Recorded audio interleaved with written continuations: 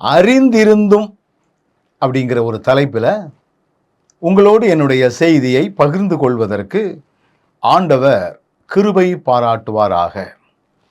அறிந்திருந்தும் என்றால் ஒரு காரியத்தை ஏற்கனவே தெரிந்திருந்தும் என்று அர்த்தம். உதாரணமாக, பச்சை மிளகாயை கடித்தால் உரைக்கும் அப்படிங்கிறத நம்ம அறிஞ்சிருக்கோம். ஆனால் சின்ன பிள்ளைகளோ அது தெரியாமல் கடித்து உசு உசுன்னு அழுதுட்டு கிடப்பாங்க. அப்போ அறிந்திருந்தும் என்பது இதை செய்தால் என்ன நடக்கும், இதை செய்தால் என்ன நடக்கும் என்று சொல்லி நிறைய விஷயங்களை தெரிந்திருப்பது. ஒரு காரியத்தை நம்ம தெரிந்திருந்த பிற்பாடும் அதை நாம் சரி பண்ணலை அப்படின்னா, அதன்படி நடக்கலை அப்படின்னா, அதற்கு எதிர்மறையாக செயல்படுகிறோம் அப்படின்னா அதனுடைய விளைவுகள் ரொம்ப வித்தியாசமாக இருக்கும். அதனால் ஒரு 3 குறிப்பை நான் உங்களுக்கு ஞாபகப்படுத்த விரும்புகிறேன். தெரிந்த சம்பவங்களிலிருந்து நான் இந்த காரியத்தை உங்களுக்கு ஞாபகப்படுத்துகிறேன். நிறைய நேரங்களில் தெரிஞ்சிருந்தே நம்ம துணிகரமாக தப்பு செய்கிறோம். அப்படி செஞ்சால் என்ன நடக்கும்? நமக்கு நாமே தீங்குகளை வருவித்துக் கொள்ளக்கூடியவர்களாக மாறிவிடக்கூடாது. அதிலிருந்து நம்ம கவனமாக நம்மளை மாற்றிக்கிடணும் அப்படிங்கிறதுக்காகத்தான் ஆண்டவர் இன்னைக்கு இதை கற்றுக் கொடுக்கிறார். அறிந்திருந்தும் என்கிற ஒரு வார்த்தையை நான் வேத வசனத்தில் வாசித்த உடனே அப்படியே என்னுடைய எண்ணங்கள் வேற எங்கேயுமே போகலை. அதை குறித்தே சிந்திக்க ஆரம்பித்தேன். அதை குறித்தே நான் வேதத்தை ஆராயும் பொழுது சில உண்மைகளை புரிந்து கொள்ளக்கூடிய கிருபைகளை ஆண்டவர் கிருபையாக தந்தார். வேதவசனம் மிக தெளிவாக சொல்லுகிறது பாருங்கள். 1 சாமுவேலின் புஸ்தகம் 3வது அதிகாரம் 13ஆம் வசனம். அவன் குமாரர் தங்கள் மேல் சாபத்தை வரப்பண்ணுகிறதை அவன் அறிந்திருந்தும் அவர்களை அடக்காமல் போன பாவத்து நிமித்தம் நான் அவன் குடும்பத்துக்கு என்றும் நீங்காத நியாய தீர்ப்பு செய்வேன் என்று அவனுக்கு அறிவித்தேன். இதில் வரக்கூடிய ஒரு வார்த்தையை பாருங்கள். சாபத்தை வரப்பண்ணுகிறதை அவன் அறிந்திருந்தும் என்று சொல்லப்பட்டிருக்கிறது. யாரை குறித்து சொல்லப்பட்டிருக்கிறது அப்படின்னா, ஏலி என்று சொல்லக்கூடிய ஒரு ஆசாரியன் ஆண்டவருடைய பணியை செய்து வருகிறார். ஆண்டவருடைய ஆலயத்திலே ஆசாரியன் என்கிற ஒரு முக்கியமான பொறுப்பை வைத்துக்கொண்டு இறைபணி செய்து கொண்டு வரக்கூடிய ஒரு மனிதன்தான் இந்த ஏலி. இந்த ஏலியை பார்த்துதான் ஆண்டவர் சொல்லுகிறார், அவனுடைய குமாரர் தங்கள் மேல் சாபத்தை வரப்பண்ணுகிறதை அவன் அறிந்தும். தன்னுடைய பிள்ளைகளினுடைய அநியாயமான சில காரியங்களை தகப்பனாகிய ஏலி அறிந்திருந்தும் அதை கண்டிக்கல, அவர்கள் செய்யாதபடி தடுக்கல, அவர்களுக்கு எந்த முட்டுக்கட்டையும் போடல. அப்படிங்கிறத நம்ம கடந்த சில அதிகாரங்களை வாசிக்கும் பொழுது நம்ம புரிந்து கொள்ள முடியும். வேதம் சொல்லுகிறது பாருங்கள்.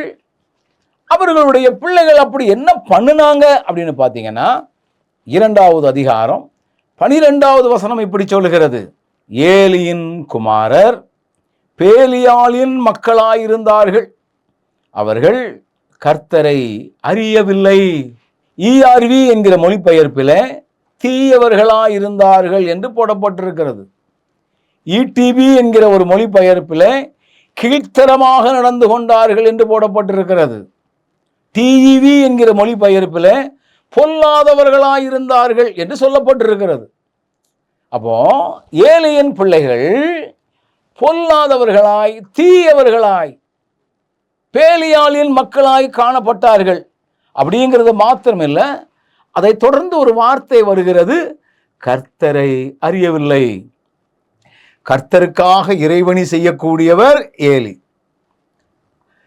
ஆனால் அவருடைய பிள்ளைகளோ கர்த்தரை அறியவில்லை. எவ்வளவு ஒரு மோசமான ஒரு காரியம். ஊருக்கு உபதேசம் சொல்லுவாங்க பார்த்தீங்களா, ஊருக்கு உபதேசம், தன்னுடைய குடும்பத்துக்கு கிடையாது. இன்னைக்கு நிறைய நேரங்களில் அந்த ஏலியினுடைய பிள்ளைகளுடைய செயல்பாடுகளை நீங்கள் பார்த்தால், ஏலிக்கு கீழ்ப்படியாதவர்களாய், ஏலி விரும்பாத காரியங்களை துணிகரமாய் செய்கின்றவர்களாகத்தான் அவர்கள் காணப்பட்டார்கள் என்று சொல்லி வேதவசனம் சொல்லுகிறது. அது மாத்திரமல்ல, இதே அதிகாரத்தில் 16, 17 நீங்கள் வாசித்து பார்த்தால், அதற்கு அந்த மனுஷன் இன்று செய்ய வேண்டியபடி முதலாவது கொழுப்பை தகனித்து விடட்டும், பிற்பாடு உன் மன விருப்பத்தின்படி எடுத்துக்கொள் என்று சொன்னாலும் அவன் அப்படியல்ல, இப்பொழுதே கொடு, இல்லாவிட்டால் பலவந்தமாய் எடுத்துக்கொள்வேன். ஆண்டவருடைய சன்னிதானத்தில் காணிக்கை படைக்க வருகிறவர்கள், பலி செலுத்த வரக்கூடியவர்களுடைய அந்த பலிகளினுடைய முக்கியமான பகுதியை தங்களுக்காக எடுத்துக்கொள்கிறார்கள். இந்த வசனத்தில் ஒரு பதம் வருகிறது, பலவந்தமாய் அப்படின்னு போடப்பட்டிருக்கிறது. 17ஆம் வசனம் சொல்லுகிறது பாருங்கள், ஆதலால் அந்த வாலிபரின் பாவம் கர்த்தருடைய சன்னதியில் மிகவும் பெரியதாயிருந்தது. மனுஷர் கர்த்தரின் காணிக்கையை வெறுப்பாய் எண்ணினார்கள். ஆண்டவருக்காக காணிக்கை கொடுக்க போறோம், இந்த ஆசாரியனுடைய பிள்ளைகளோ இவ்வளவு விக்கிரசாக இருக்கிறார்களே, இவ்வளவு மோசமானவர்களாக இருக்கிறார்களே என்று அங்குள்ள மக்கள் எண்ணக்கூடிய அளவிலே அவர்களுடைய செயல்பாடுகள் மிகவும் மிகவும் தரம் கெட்டதாக காணப்பட்டது. சுருக்கமாக சொல்லணும்னா, ஊழியனாகிய ஏலியின் பிள்ளைகள் அடாவடித்தனம் பண்ணினார்கள். கர்த்தருடைய ஊழியர்களாய் இருக்கின்றவர்களே, உங்களுடைய பிள்ளைகளுடைய செயல்பாடுகளை எல்லாம் நீங்கள் கவனித்து பார்க்கின்றீர்களா? கர்த்தருக்கு பயந்த வாழ்க்கை வாழுகிறார்களா அல்லது அடாவடித்தனம் பண்ணுகிறார்களா என்றெல்லாம் நீங்கள் கவனிக்க வேண்டியது மிகவும் அவசியம். நான் என்னுடைய திருச்சபையினுடைய மக்களை ஆலயத்திற்கு தேடி வரக்கூடிய மக்களுக்குத்தான் உபதேசம் பண்ணுவேனே ஒழிய என் குடும்பத்தின் பிள்ளைகளுக்கு அல்ல என்று எண்ணிக்கொண்டு இருக்கக்கூடாது. மற்றவர்களுக்கு பிரசங்கிக்கிற நான் தானே ஆகாதவனாய் போகாதபடி என்னுடைய பிள்ளைகளும் கர்த்தருக்கு ஏற்ற விதமாய் நடத்தப்பட வேண்டியது அவசியம் என்கிற உணர்வு அனைத்து ஊழியர்களுக்கும் இருக்க வேண்டும் என்று சொல்லி வேதம் போதிக்கிறது. தன்னுடைய பிள்ளைகளினுடைய தவறான செயல்பாடுகளை ஏலியால் கண்டிக்க முடியவில்லை, சொல்லியும் கேட்கவில்லை என்றை நாம் தொடர்ந்து நீங்கள் வாசிக்கும் பொழுது பார்த்து கொள்ளலாம். இன்னும் கூட 29ஆம் வசனம் சொல்லுகிறது பாருங்கள், என் வாசஸ்தலத்திலே செலுத்தும்படி நான் கட்டளையிட்ட என் பலியையும் என் காணிக்கையையும் நீங்கள் உதைப்பானேன். என் ஜனமாகிய இஸ்ரவேலின் காணிக்கைகளை எல்லாம் பிரதானமானவைகளை கொண்டு உங்களை கொழுக்க பண்ணும்படி நீ என்னை பார்க்கிலும் உன் குமாரரை மதிப்பானே. அன்னைக்கு என்ன நடந்திருக்குது அப்படின்னா, ஆண்டவருடைய பிள்ளைகள் காணிக்கைகளை கொண்டு வரும் பொழுது ஏலியின் பிள்ளைகள் அவைகளை வைத்து கொழுத்தவர்களாய் மாறினார்கள், கொழுக்க பண்ணினார்கள். தன்னுடைய குடும்பத்தை அவர்கள் கொழுக்க பண்ணினார்கள்.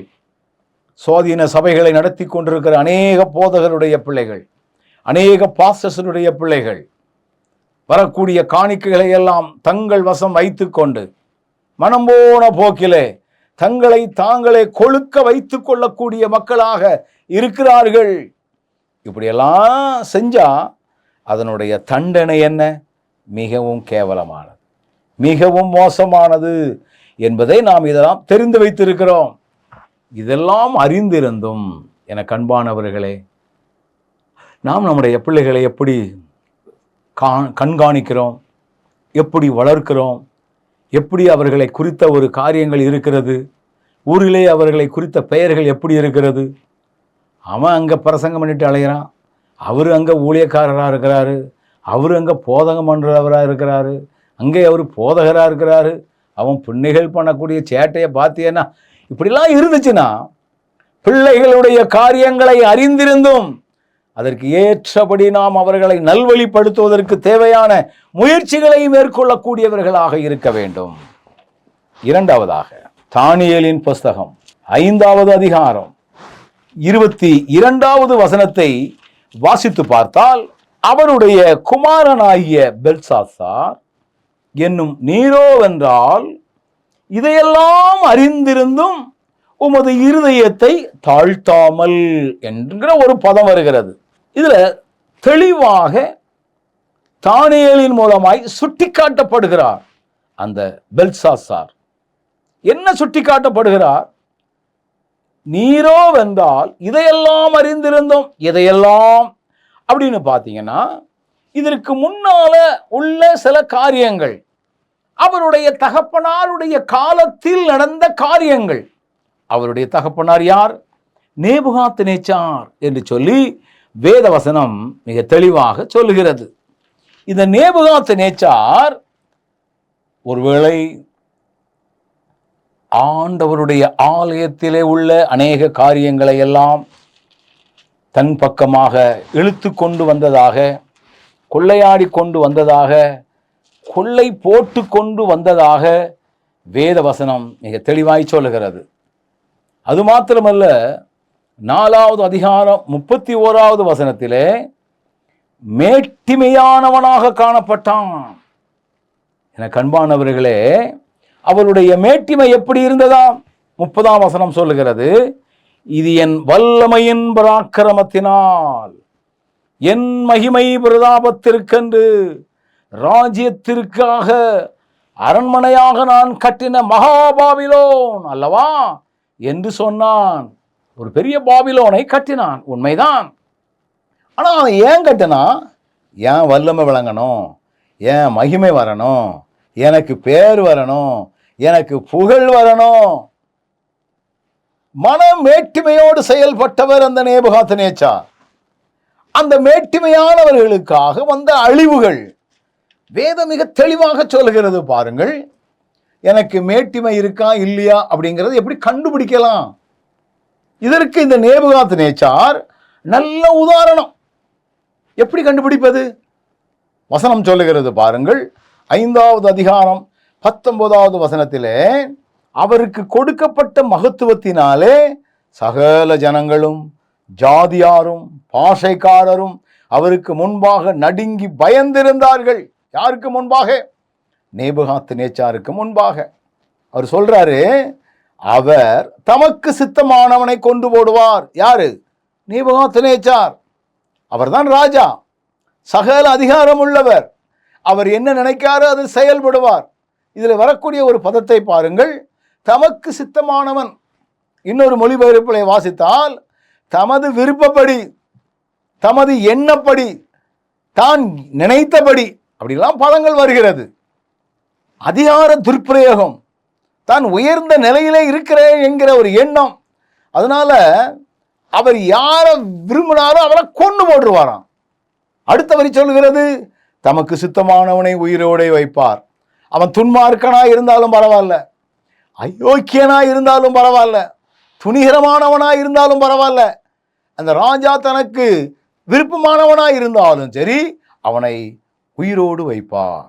அதே வசனம் சொல்லுகிறது, தமக்கு சித்தமானவனை உயர்த்துவார், தமக்கு சித்தமானவனை தாழ்த்துவார். மனமேட்டிமை உள்ளவன், என்னால் தான் இது நடந்தது, என்னால் தான் இது உருவானது, நான் தான் இதற்கு காரணம், நான் இல்லை என்றால் இதுதான். என கண்பானவர்களே, தென்னிந்திய திருச்சபைகளிலே தேர்தல் என்று ஒன்று வரும். இந்த தேர்தல் காலங்களிலே சில பேராயர்கள் அது சில போதகர்கள் தங்களுக்கு விருப்பமானவர்கள் மூப்பராக வரணும், தங்களுக்கு மூப்பராக வரக்கூடியவர் விரும்புகிறவர்கள் செயலராக வரணும். அவன் நல்லவனோ கெட்டவனோ அயோக்கியனோ பரவாயில்ல. ஒரு போதகர் என்னோடு கூட பேசிக்கிட்டு இருந்தார். பிரதர், நான் எங்கள் சேகரத்தில் நான் என்ன நினைக்கணும், அவனை மேலே கொண்டு வந்துடுவேன். அவன் நல்லவனாக தான் இருக்கணும்னு அவசியம் கிடையாது. இந்த காலங்களில் துன்மார்க்கமாக இருக்கக்கூடிய வசதி படைத்தவர்களை முக்கியமான பதவிகளுக்கு கொண்டு வருகிறார்கள். காரணம், அயோக்கியத்தனம் பண்ணி கொண்டிருக்கிற அநேக ஊழியர்கள் தங்களுக்கு விருப்பமான மனமேட்டுமையோடு வாழக்கூடியவர்கள், எங்களுக்கு அதிகாரங்கள் கொடுக்கப்பட்டிருக்கிறது என்கிற எண்ணங்களோடு செயல்படக்கூடியவர்கள் தங்களுடைய விருப்பமானவர்களை தாங்கள் விரும்புகிற பதவிகளுக்காக கொண்டு வந்து விடுகிறார்கள். எவ்வளவு ஒரு மோசமான ஒரு காரியம்! இப்படியெல்லாம் செஞ்சா அழிவு உண்டு, இப்படியெல்லாம் எண்ணினா அழிவு உண்டு. இந்த அழிவை நேபுகாத்நேச்சார் தன்னுடைய வாழ்க்கையிலே அனுபவித்தார். வேதவசனம் மிக தெளிவாக நமக்கு சொல்கிறது பாருங்கள். 31வது வசனம் 4வது அதிகாரத்திலே, இந்த வார்த்தை அந்த ராஜாவினுடைய வாயில் இருக்கும் பொழுதே ராஜ்யபாரம் அவனை விட்டு நீங்கிற்று அப்படின்னு போடப்பட்டிருக்கிறது.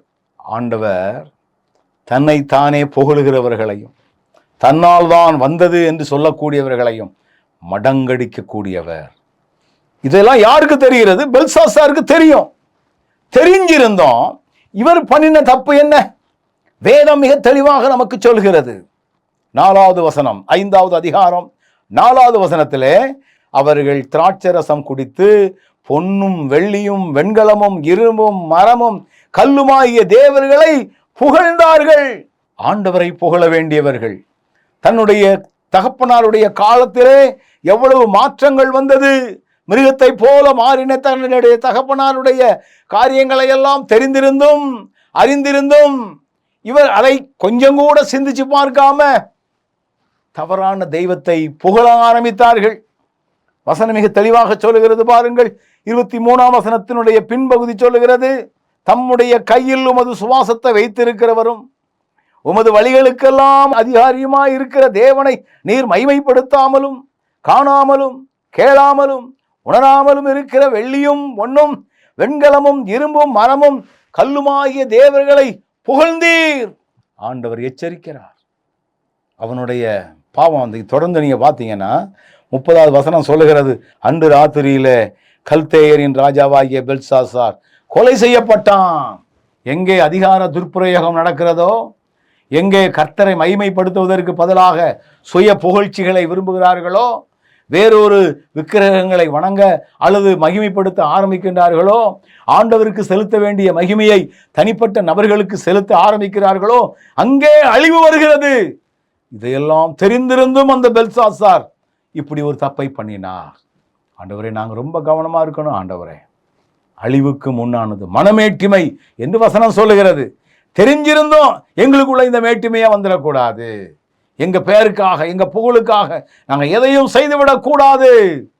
உம்முடைய கிருபையினால உமக்காக நாங்கள் அவைகளை செய்கின்றவர்களாக நீர் எங்களை மாற்றியருள கிருபையாக நீர் எங்களை உணர்த்தி அருளும் ஆண்டவரே.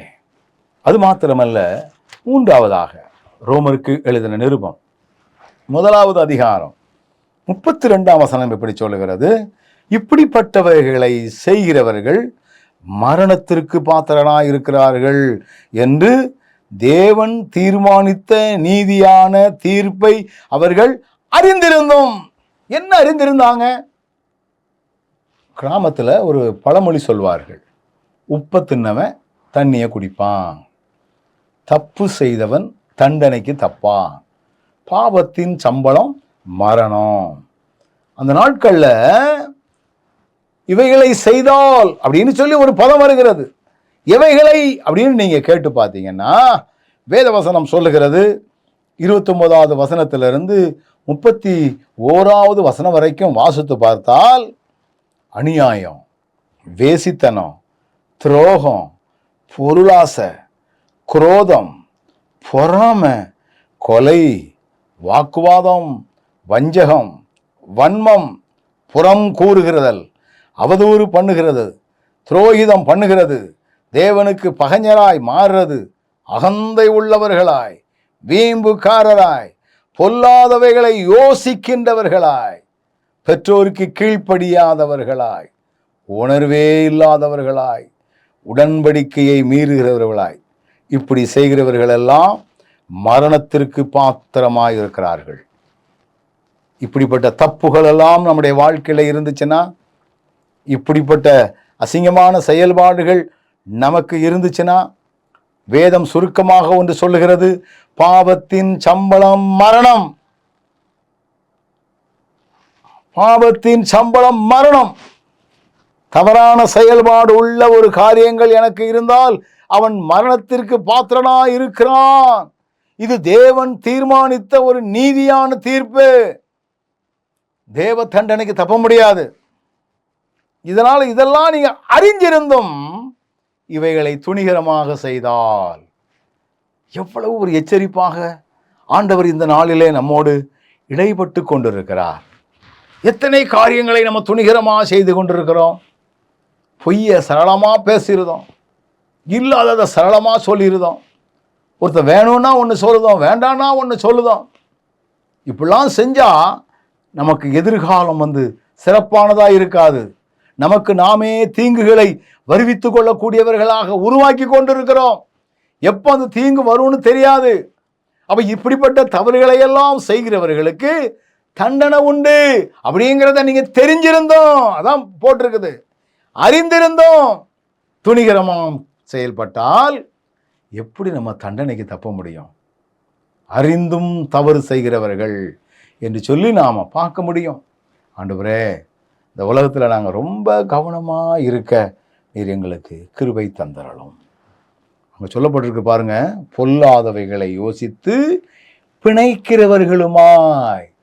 இன்னைக்கு நிறைய காரியங்களில் தேவையில்லாத ஒரு காரியத்தை பிணைத்து உண்டு பண்ணி கற்பனை பண்ணி இல்லாத ஒன்றை சொல்லுகிற உலகம் இது. இப்படிப்பட்ட தவறு செய்கிறவர்கள் எல்லாம் தேவனுடைய தண்டனைக்கு தப்ப முடியாது. இது தேவ நியதி. இதை தெரிஞ்சிருந்தும் அப்படின்னு தான் இந்த வசனம் மிக தெளிவாய் சொல்லுகிறது. ஆண்டவரே, நாங்கள் ரொம்ப கவனமாக இந்த உலகத்தில் வாழ்வதற்கு தேவையான பலனை நீர் எங்களுக்கு தாரும். பலனை நீர் எங்களுக்கு தாரும். அறிந்திருந்தும் நாங்கள் தவறு செய்கிறவர்களாக மாறிவிடக்கூடாது. நீர் எங்களை மன்னிக்கிறவர் என்று எண்ணிக்கொண்டு துணிகரமான தவறுகளை எல்லாம் துணிந்து நம்ம செஞ்சிடக்கூடாது. கவனத்தோடு வாழுகின்றவர்களாக நீர் எங்களை உருவாக்கியருளும் ஆண்டவரே, உருவாக்கியருளும். நாங்கள் உம்மை அறிந்தவர்கள். நாங்கள் உம்மை அறிந்தவர்களை போன்ற செயல்பாடு எங்கிட்ட இருக்கணும். நாங்களோ எங்களுடைய ஒவ்வொரு செயல்பாடுகளும் இருளை போல, இருளில் நடக்கிற ஜனங்களைப் போல நாங்கள் செயல்படக்கூடியவர்களாயிருந்தால் தண்டனைக்கு தப்ப முடியாதே. நாங்கள் எத்தனையோ காரியங்களை வேத வசனத்தின் மூலமாக அறிந்து வைத்திருக்கிறோமே. தெரிந்த பிற்பாடும் நாங்கள் மறுபடியும் துணிகரமான காரியங்கள் எங்களுக்குள்ள வந்துவிடக் கூடாதே. அந்த பெல்சாசார் அப்பா காலத்தில் நடந்தது நல்லா தெரிஞ்சிருந்தோம் அதே தவறை பண்ணினான். தன்னுடைய பிள்ளைகள் தப்பு செய்கிறார்கள் என்பது நல்லா தெரியும். ஏலிக்கு கண்டிக்க முடியலையே, பாவத்திலிருந்து அவர்களை வெளியே கொண்டு வர முடியலையே, தப்புக்கு ஒத்துப்போக வேண்டிய நிலை ஏற்பட்டுட்டத, தங்களுக்கு தாங்களே சாபங்களை வருவித்துக் கொள்ளக்கூடிய நிலை வந்து விட்டதே.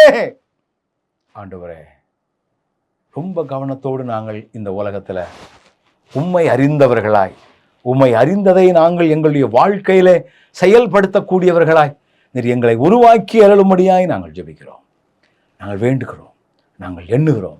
இது நம்முடைய ஜெபமாக இருக்கணும். ஆண்டவரே, நீர் எங்களுக்கு நிறைய கற்றுக் கொடுத்திருக்கிறீர்.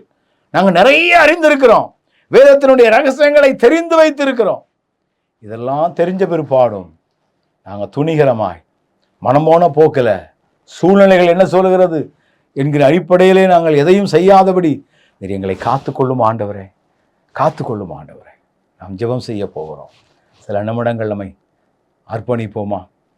அறிந்திருந்தோம் புகை பிடிச்சாச்சுன்னா நம்மளுக்கு வியாதி வரும். போதை போட்டாச்சுன்னா நமக்கு நாமே வியாதிகள் வரும். நிறைய காரியங்கள் செய்கிறதுனால எங்களுக்கு நாங்களே அழிவுகளை வருவித்து விடக்கூடாதே. நல்ல ஆண்டவரே, எங்களோடு நீர் பேசி நம்முடைய வார்த்தைகளுக்காக நன்றி அப்பா. அறிந்திருந்தோம், நீ தெரிஞ்சே தப்பு பண்றிய, எவ்வளவு ஒரு எச்சரிப்பான காரியம். வார்த்தைகளை கேட்ட பிள்ளைகள் ஒவ்வொருவரும் தங்களை அலசி பார்க்க, தெரிந்தும் நாங்கள் துணிகரமான தவறுகளை செய்யாதவர்களாய் நீர் எங்களை காத்துக்கொள்ளும். வார்த்தைகளை கேட்ட பிள்ளைகளை உயிர்த்தெழுந்த இயேசுவின் நாமத்தில் ஆசீர்வதிக்கிறேன். உடைய மகிமையான கரம் கூட இருக்கட்டும். இயேசுவின் நாமத்தில் ஜெபிக்கிறோம் நல்ல பிதாவே, ஆமென்.